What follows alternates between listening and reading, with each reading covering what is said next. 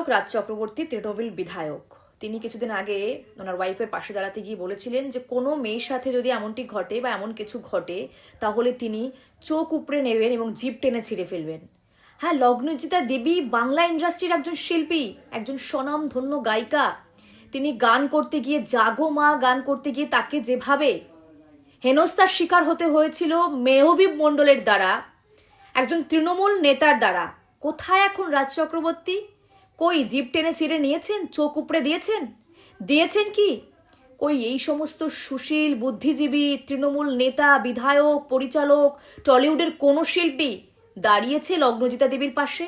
কেন দাঁড়ায়নি? লগ্নজিতা দেবী একা অনুষ্ঠান করতে যান? কেন পাশে দাঁড়াননি? কোথায় গিয়েছে তাদের নৈতিক বোধ? কোথায় তাদের প্রতিবাদী সত্তা? কেন এই বাংলা কৃষ্টি সংস্কৃতির মাটি, সেখানে দাঁড়িয়ে কোনো শিল্পী যে কোনো জায়গায়, যে কোনো মঞ্চে তার ইচ্ছা মতো যে কোনো গান তিনি করবেন?